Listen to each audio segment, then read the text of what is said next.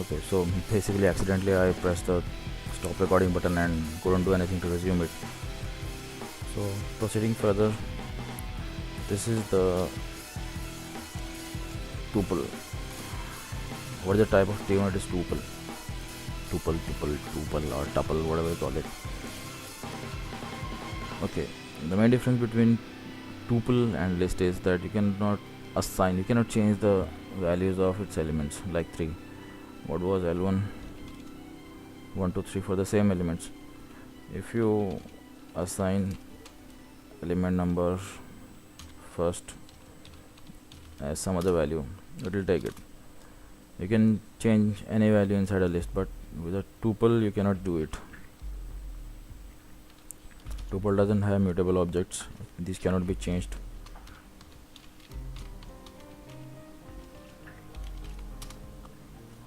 You see, tuple object does not support item assignment. Once you assign some item, some element, you cannot change it. So tuples are somewhat useful things in your programs when you don't want your variables to be changed accidentally or by some programmatical mistake. So basically it it saves your variables from many accidental changes. Tuple elements also you can access in the same way you were accessing lists. First element is 1, third element is 4, and there are only few functions you can use with tuple: count and index. So nothing great about them.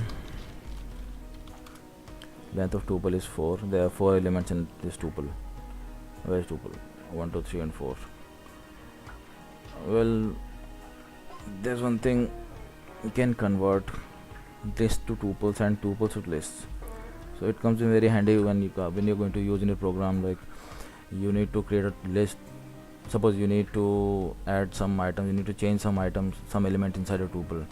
So basically you create a list out of the tuple, then change some element inside the tuple, and then again change the element from that list, then again create a tuple out of that list. Okay, so let's give them a try. So your L1 T1. Now I'm going to create a list out of this tuple, so let's call it LT1, list of T1. So what is LT1 now? You see now okay, let me create another tuple for some better clarity, otherwise these all look very familiar. Now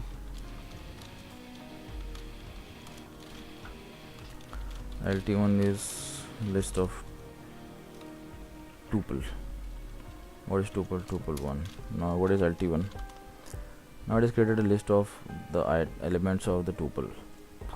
Now you can change them, delete them, pop them, assign it to something else, also append something, change the variable.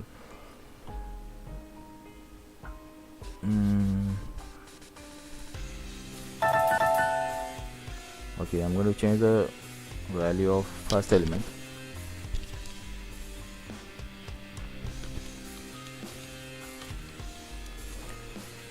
First element will be 0.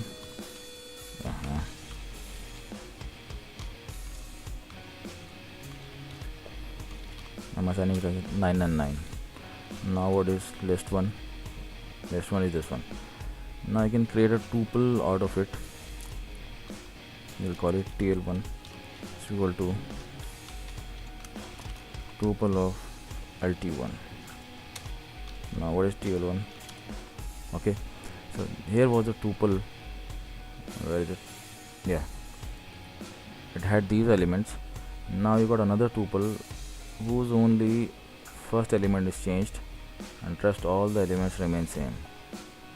Okay, so there's no need to be afraid of tuples that you cannot change any of the elements inside it, so these are useless. Basically these prevent the loss of your data, and you can always change their values, the values of the elements in a tuple. So these small tricks you need to get habitual to when you use your live programs or live functions. Okay, so now let's come on to dictionaries.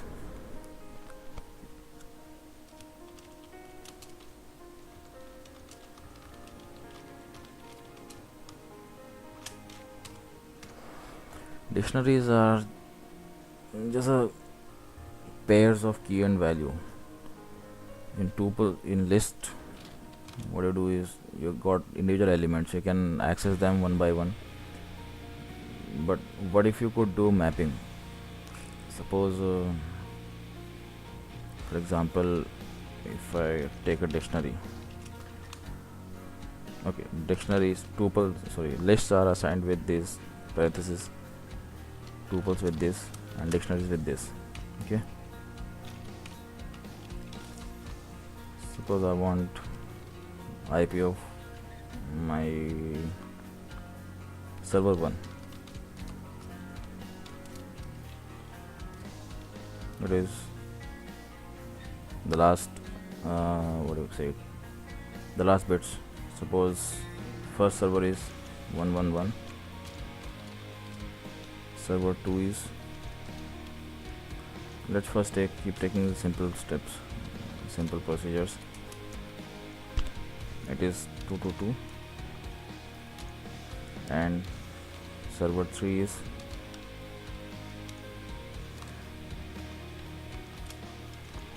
actually there is no IP above 254, but just for example you're taking 350. What is type of D1? It is dictionary type, clearly tells you. Now how do you access these values one by one? Okay,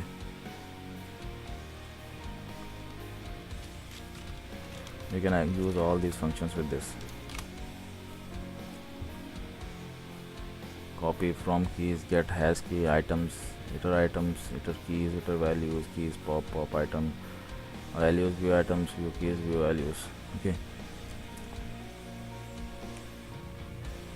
so I'll just show you which have been very useful for me in some programs. Getting the value of this element. Okay, D1. What is this? SRV1, server 1, and gives the value. This is the key and this is its value.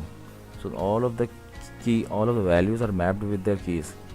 You won't find any element in the dictionary which doesn't have a key and value pair. So let's go for keys in D1.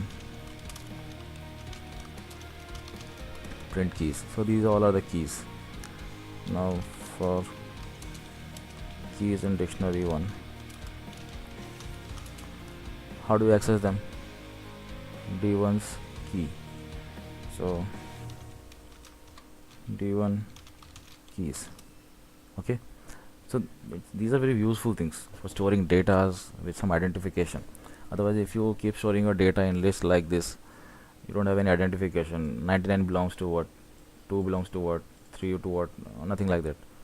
Then dictionaries provide you very helpful thing for storing. Like you can use in a program, you can ping some IPs, store their ping response time, their details, all sort of things. Just for example, I told you.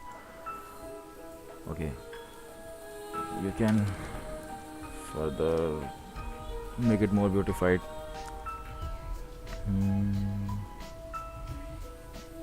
Print keys. Let's convert them to string plus as value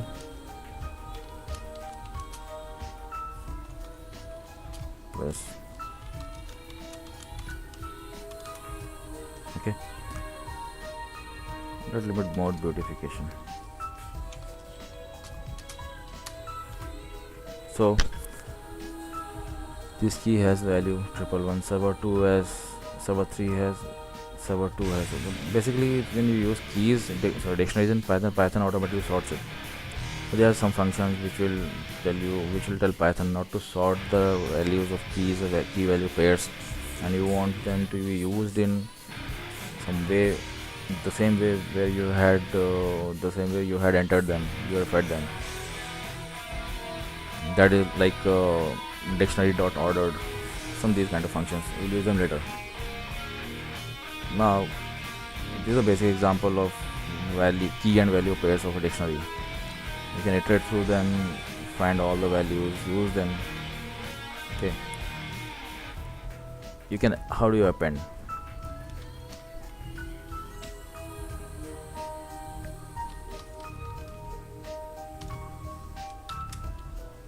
No, sorry.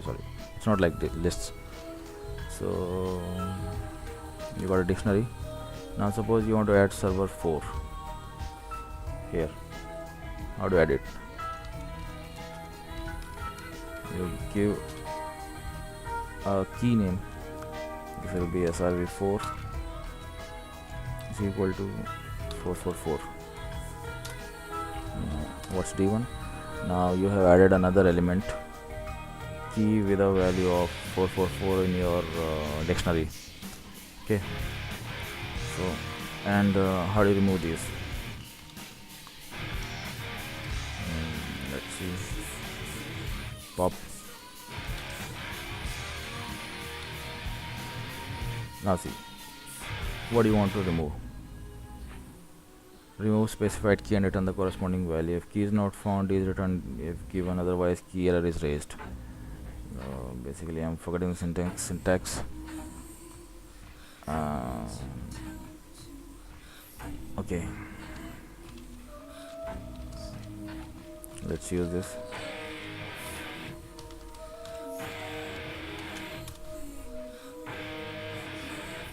Okay,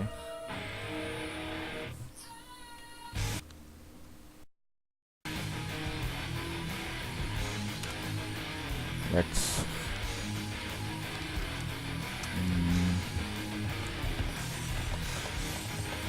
which one? Okay, let's use the key value srv4. Okay, now we don't have srv4 anymore here, so this way you can remove value. And how to add a value again?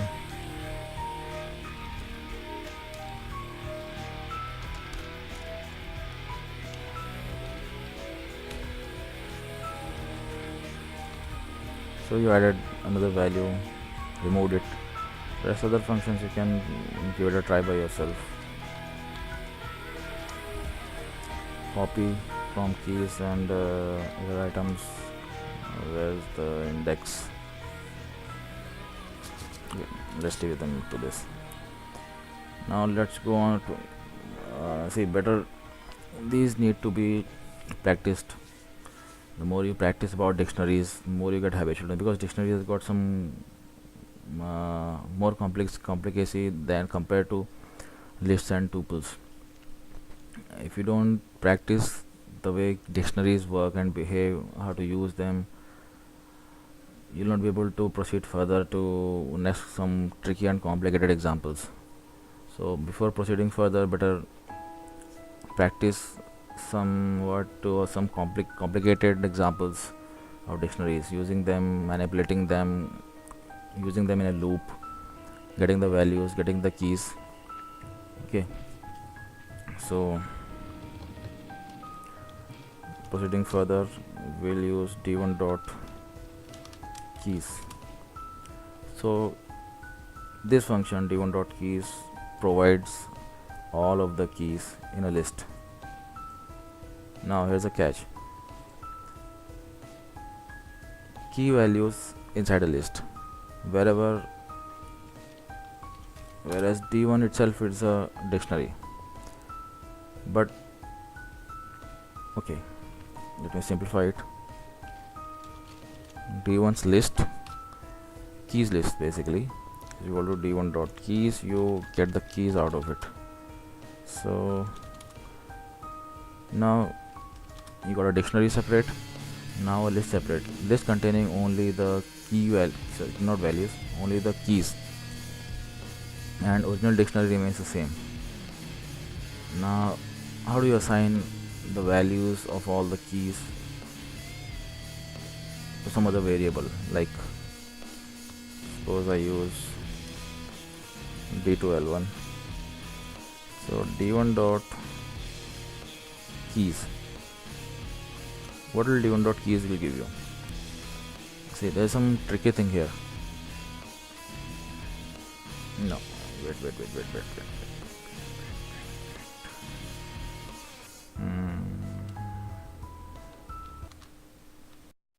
This is okay. Here's how to use d2l1. d2l will contain all of the values of these corresponding keys. Now,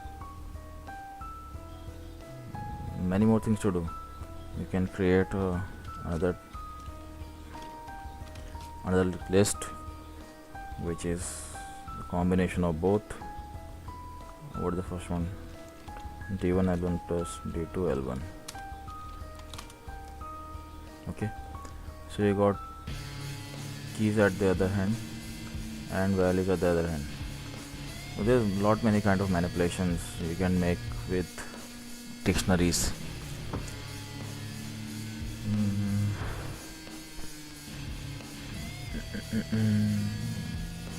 Let me think what all things you can do with them.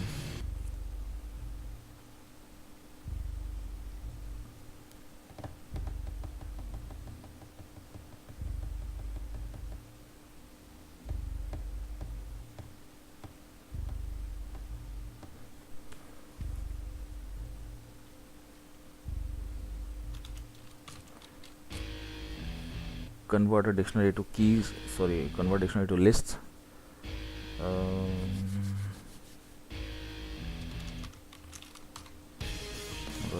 D1. Okay, now let's proceed to some complex dictionaries. Okay, you do not define. D2 is equal to, suppose you need to define something like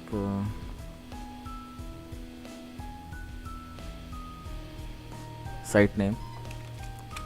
Suppose this is, I'll use, let's take a server 1 only. Server 1, suppose you got 4 servers in your LAN. Now you need to have 2 or 3 values.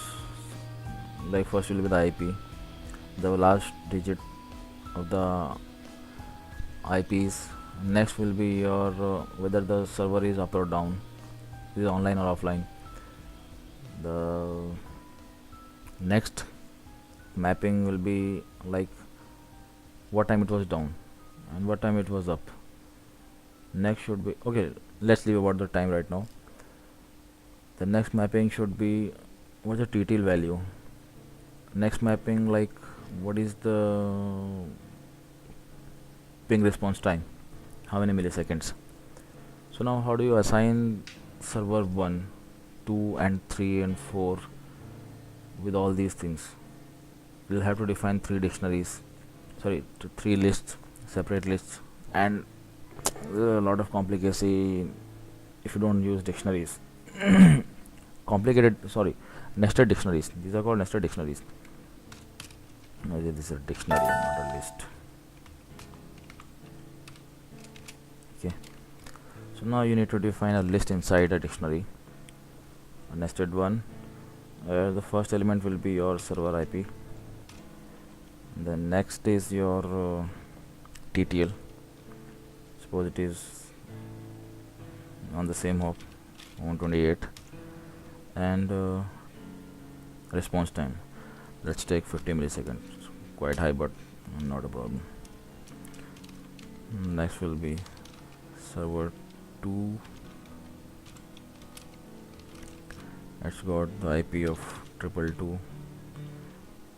The suppose it resides on the next hop, one hop away, and just for example, it doesn't make any sense, but 40 milliseconds ping response, server 3, and its IP is 333. Illogical, but let's take it. 126 hops count, and the response time is 55 milliseconds. Okay, so now here stands your full dictionary with the server name, IP, TTL, and your response time. Now you need to do some data processing on these and generate some kind of report. What kind of report? Like which of the server is having a ping response time which is higher than 50 milliseconds. So this one is safe 40 milliseconds, this one is safe 50 milliseconds, and this has gone high. Maybe some problem with your latency or whatever. What are the issues? Anyways, it is 2 hop away, so it'll definitely go high in ping time. Now you need to in order to do this processing of this data, you need to iterate through these dictionary items. No, that is very simple. For items in D2, print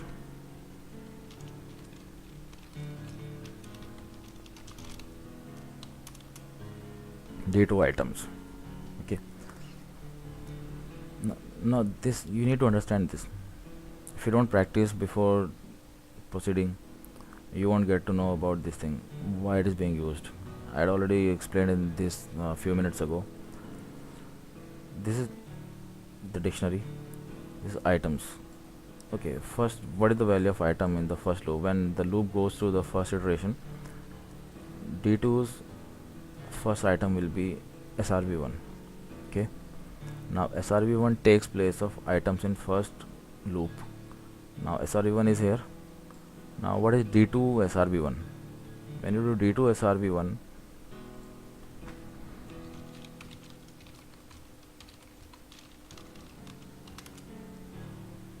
you get this value. Basically you are getting the values of the corresponding key in the first element. This is the first element of a dictionary, key and value pair.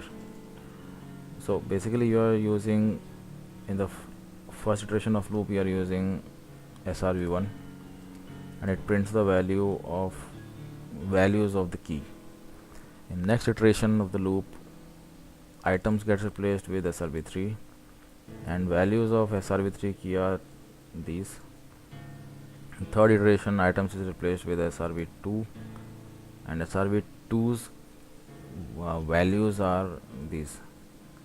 Okay, so basically you are printing all of them one by one, all of the values, correct? Now suppose you want to get only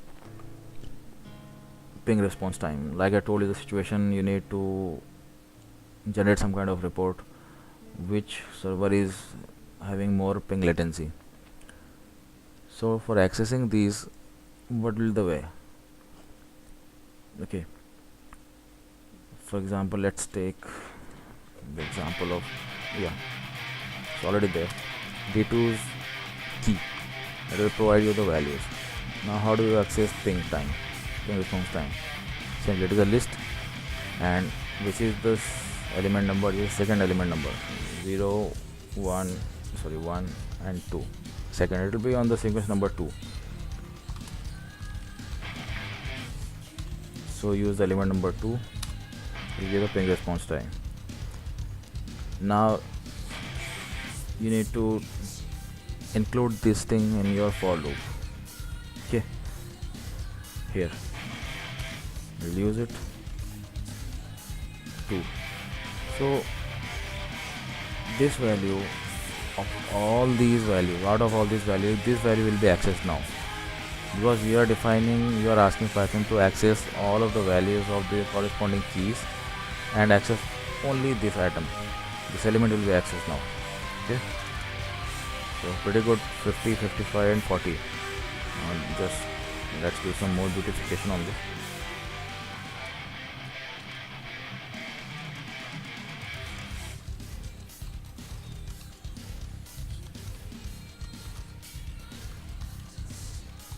Response time is so and so, and further we'll have to convert it into string.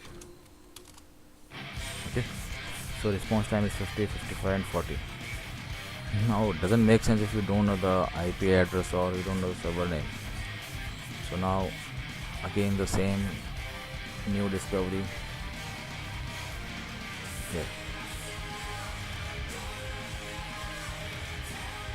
you see, we had access the ping response time using this element, the sequence number 2. And the same way you can get the IP address also. How? You replace 2 with 0. 0 means denotes this sequence number, the first element of this list. So we replace the whole thing.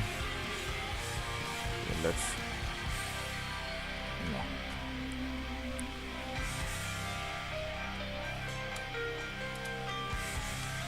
the server, and here we use this value.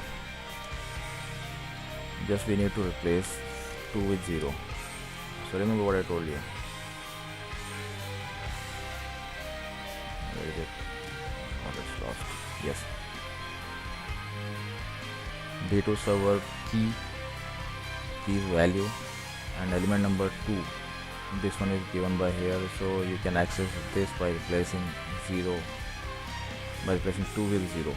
So doing the same thing, we are getting the values corresponding to these keys, and out of that list, out of this list we are getting the first element. Okay, so it will do it for all of these: 111, 333 and 222.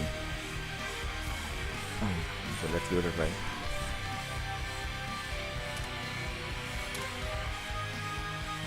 Some more beauty will try.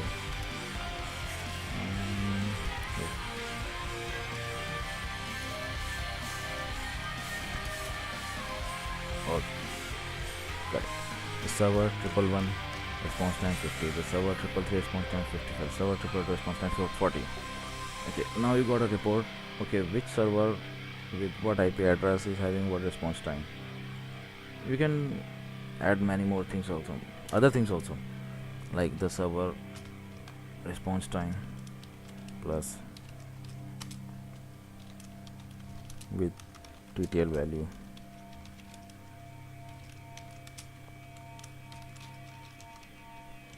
plus convert it to no here.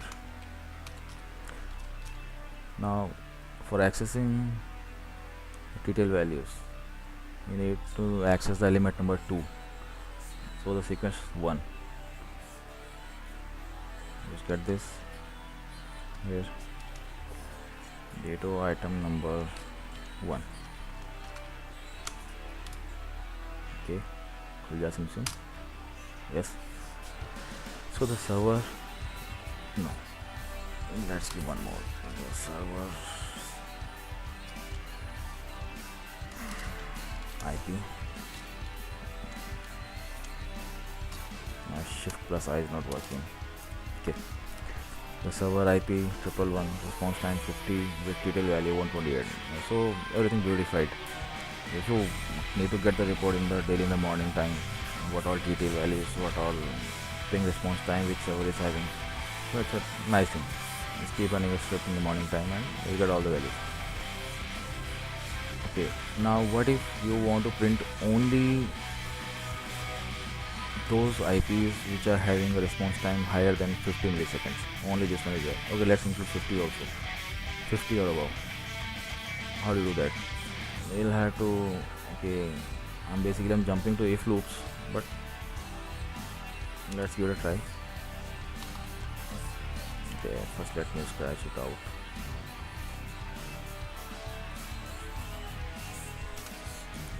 let me keep the screen clear only.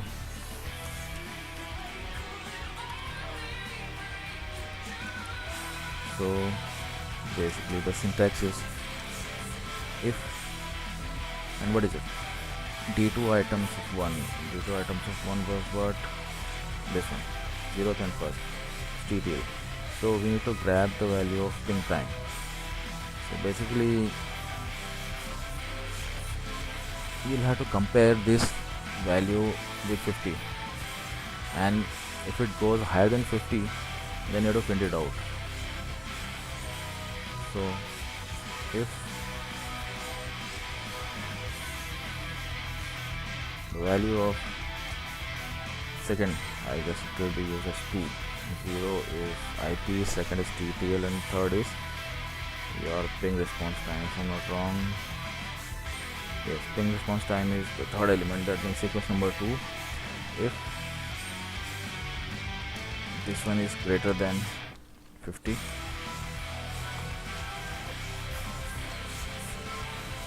go to tag for indentation.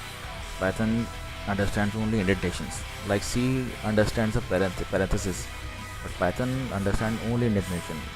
If I do it like this, okay, remove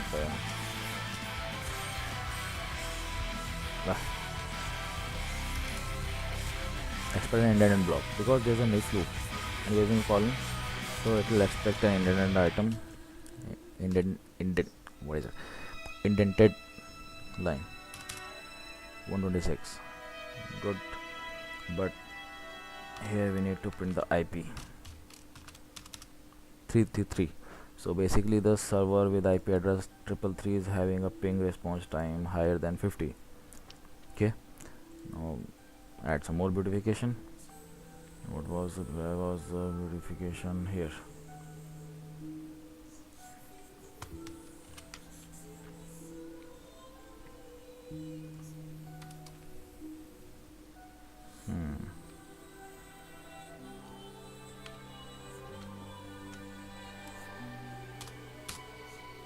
Okay, the server IP 333 response time is 55 with the detail value of 126. So out of all these 3 server details, you are printing out only one server detail, that boss, this is the ping value, ping response time, which is higher than 55, and it's an alarm. Okay, something more. Okay,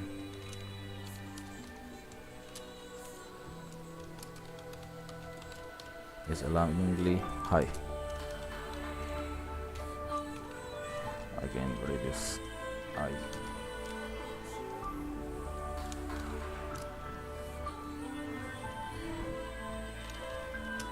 Now you don't need to print all these. You know this detail value, I guess.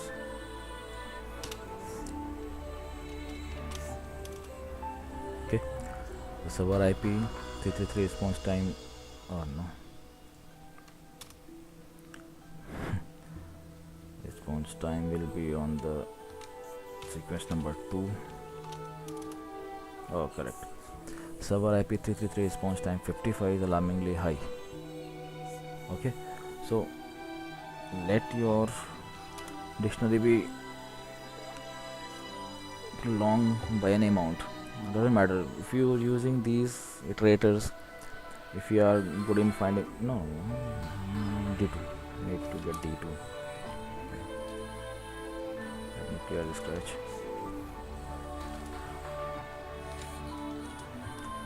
Okay, even if your dictionary with all the server IP details, their detail values, and their response time is very long, doesn't matter. You need to understand how to use these values, how to access them. This will be denoted with the key. These will be values, and how to access these values bit by bit, one by one. How to access this, how to access this one, and how to access this one. Basically, this all will get fluent with practice and practice only. Create more and more dictionaries. Use lists inside them. Use tuples for preventing your data loss or change in data, something like that. It will be very useful to you. Live example of, because including The ping process inside this Python script will be the overkill as of now.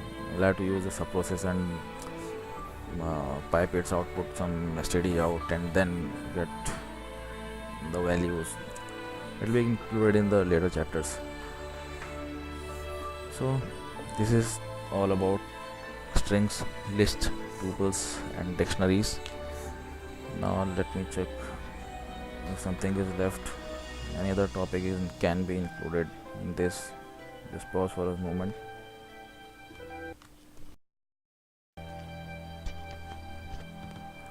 Okay, yeah, one more thing I forgot to include in this one. This is like your lists and dictionaries are mutable objects basically. What that means is, I'll give you an example.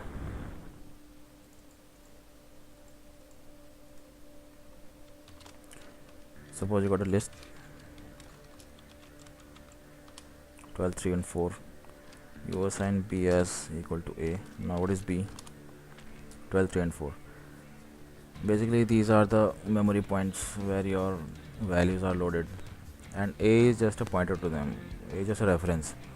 Doesn't matter what is a, it is integer or whatever value you can assign. A just points to them. Now you make another variable called b, and b also points to all of them. Now just go through this. If you change something like b's 0 element is 8. No.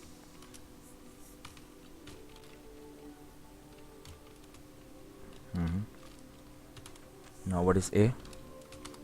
Now what is b? B was supposed to be having values 12, 3 and 4, but now b also is changed. Okay, so let b remain the same, no problems. Now we change b. B 0th element is equal to 99. Now what is b? Now what is a? You see how it affects your datas. Basically a is pointing to some memory location, b also pointing to the same memory location. Now if you change any of them, everything gets messed up. You create two lists, keep one list original for comparison, and create another list for manipulation of data changing. Suppose like in the previous example, here, once you're in the program for getting the ping response time, at one time it is 50, after 1 minute it goes up to 55, another minute it comes down to 45. Now what will do, for comparing your ping response time every time, whether it has gone up or down, you would like to save the previous results in a dictionary which is supposed to be originally safe, and you'll keep on changing the values of the elements in the copy of the list. That okay, the previous ping value was 45 milliseconds and this time it has become 50. The moment you change the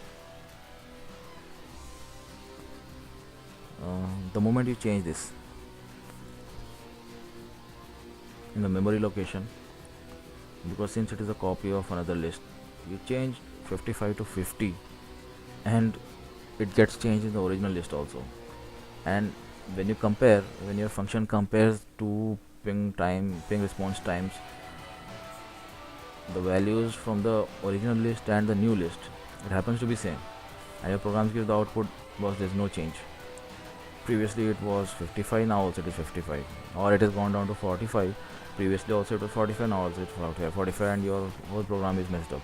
You never get the clear output that what is happening. You physically see it's changing the response time. 45 is becoming 50, next moment is going to 35, but your program gives the output no, there's no change. The ping response is steady, and keep scratching your head.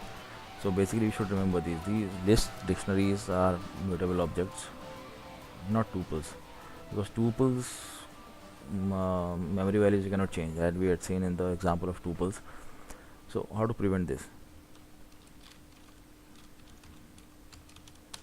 We'll first delete a and b. Okay,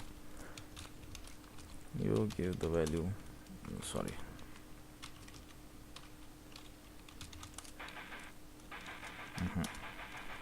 your A.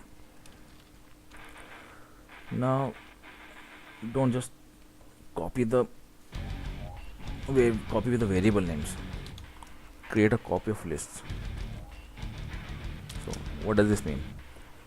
B is having all the values which A has got from starting till end. If the values on the both of the sides of the column are blank, that means we are assigning the values from starting to end. So assign the value. Now what is B? B is 1 to 3. A also 1 to 3. Now B is a separate list created in your memory location with these values. A points to these, and it's another copy of list. Basically, it is another list.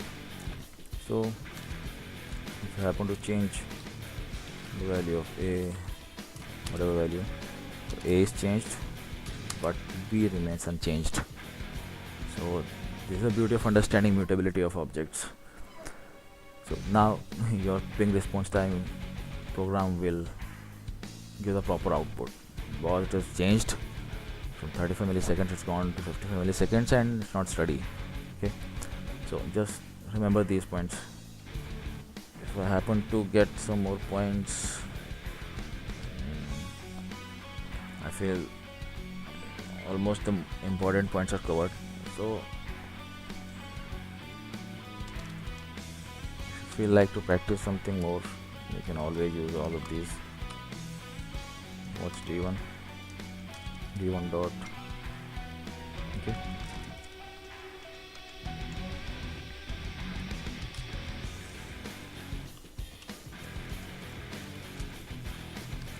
I've never tried this. Let me check this. Yeah, works. So you can always get help on any kind of function you want from Python. Basically help on those, and those all attributes we'll cover in the some other topics.